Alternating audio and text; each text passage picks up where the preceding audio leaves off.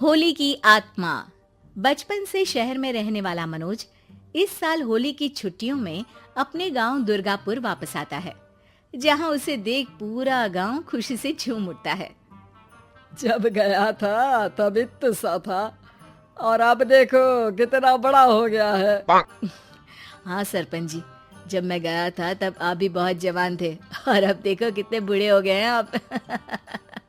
चलो चलो बढ़िया है, बच्चा घर वापस आ गया। इसी खुशी में आज रात पार्टी होगी। क्या बात है, गांव में भी पार्टियां होने लगी। वैसे अगर पार्टी की बात है तो आज क्यों सीधा होली पार्टी करते हैं।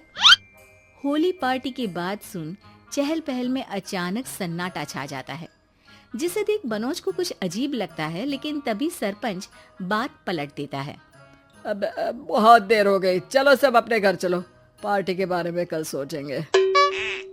मनोज भी मम्मी पापा के साथ घर आ जाता है, पर होली पार्टी और उस पर पूरे गांव की खामोशी वाली बात अभी तक उसके जहन से निकलती नहीं। पापा, होली पार्टी की बात पर सब चुप क्यों हो गए थे? अरे होगी उनकी कोई अपनी बात, मुझे गांव की पंचायत ही थोड़ी पता है। थक गया हूँ, चलो सो जाते हैं, कल बात करते हैं। पापा की बात मानते हुए मनोज भी सोने चला जाता है। आज तो छुपा लिया, लेकिन हफ्ते बाद जब होली का दिन आएगा तब इसे कैसे रोकोगे? अगली सुबह सूरज के साथ ही मनोज भी गांव घूमने निकल जाता है, जिस पर रास्ते में उसे अपनी ही उम्र के कुछ लड़के भी मिलते हैं, जिनसे दोस्ती कर अब वो उनके साथ घूमने लगता है। इसी तरह कुछ दिन बीत जाते हैं और होली नजदीक आने लगती है। दोस्तों, होली में 4 दिन ही बचे हैं, पर गांव में उसकी कोई तैयारियां क्यों नहीं दिख रही? क्योंकि यहाँ होली नहीं मनाई जाती। अरे पर ऐसा क्यों? वो राजा भूषण। अरे तुम 4 दिन के लिए आए हो, क्या इतना सोच रहे हो? चलो कुछ खाने चलते हैं। इसी के साथ एक बार फिर होली की बात को टलते हुए देख मनोज को शक होने लगता है। वो घर पहुंचते ही इंटरनेट पर अपने गांव और राजा भूषण के बारे में जानकारी निकालने लगता है। क्या? मुझे आज तक ये नहीं पता था। ऐसा कैसे? किसी ने मुझे कुछ बताया क्यों नहीं? सारी जानकारी लेने के बाद मनोज गांव वालों या अपने मम्मी पापा से कुछ पूछे बिना खुद ही उसकी सच्चाई के बारे में छानबीन करने लगता है, जिसके चलते वो राजा भूषण की हवेली में पहुंचता है। वाह, क्या हवेली है यार। पर क्या यहाँ सच में कोई भूत है? हेलो भूत जी, कोई है क्या? हम इस साल गांव में होली सेलिब्रेट कर रहे हैं, क्या आप उस पर थोड़ा इंटरव्यू देंगे? मनोज के ऐसा बोलते ही गांव में तूफान उठ जाता है और हवेली में रखी सारी चीजें हिलने लगती है। एक अदृश्य शक्ति मनोज को धक्का देकर हवेली से बाहर निकाल दरवाजा बंद कर लेती है। ये सब देख मनोज हैरान रह जाता है। क्या अभी मुझे हवा ने धक्का देकर बाहर निकाल दिया?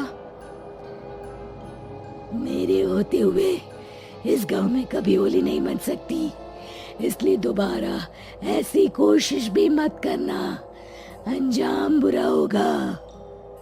आवाज सुन मनोज हैरानी से इधर उधर देखने लगता है, पर उसे कोई दिखाई नहीं देता। वो गांव वापस आ जाता है, जहां तूफान की वजह से सब कुछ तहस महस हो चुका होता है। आखिर ये तूफान आया कैसे? ना ऐसा कोई मौसम था और ना ही हमने होली का त्योहार मनाने की बात की थी। सरपंच की बात पर कोई रिएक्शन दिए बिना मनोज चुपचाप अपने घर चला जाता है।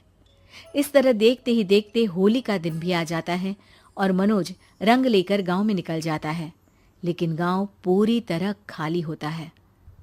अरे त्योहार का दिन है, धूमधाम की जगह मातम क्यों मनाया हुआ है? मनोज की आवाज सुन सब अपने घर की खिड़कियां खोल के घर के अंदर से ही उसे वापस जाने के लिए कहने लगते हैं, पर वो किसी की नहीं सुनता। तुझे पहले भी समझाया था, अगर होली खेलने की कोशिश भी की तो अच्छा नहीं होगा। अरे बात मान लो बेटा, तुम्हें सच नहीं पता। मुझे सब पता है। सालों पहले इस राजा ने एक अंधविश्वास फैलाया और आप लोग आज तक उसे मानते आ रहे हो। अरे बेटा, जब तुम पैदा भी नहीं हुए थे उससे भी बहुत पहले से इस गांव पर होली का श्राप है। अगर गांव में होली का त्योहार मनाया जाता है तो प्रलय आना पक्की बात होती है। राजा भूषण इस सब में नहीं मानते थे और त्योहार मनाने लगे, जिसके चलते होली वाले ही दिन पहले उनके बेटे की और फिर उनकी मृत्यु हो गई। तभी से गांव की रक्षा के लिए उनकी आत्मा उस हवेली में रह रही है। सबकी बातें सुन मनोज उलझन में पड़ जाता है। सोचना भी मत मनोज, अगर तुमने इस परंपरा को तोड़ने की कोशिश भी की तो उसका परिणाम इस गांव और गांव के लोगों के लिए अच्छा नहीं होगा। मुझे भी यकीन नहीं हो रहा कि आप लोग एक बेतुकी बात को मानकर सालों से रंगों के त्योहार को मातम की तरह मनाते आ रहे हो। मनोज किसी की कोई बात ना मानते हुए पूरे गांव में रंग बिखेर देता है, जिसके तुरंत बाद वहां तूफान के साथ बिजलियां गरजने लगती है। अचानक मौसम में ऐसा बदलाव देख जहां मनोज कंफ्यूजन में आ जाता है, वहीं गांव वाले डर से सहम जाते हैं।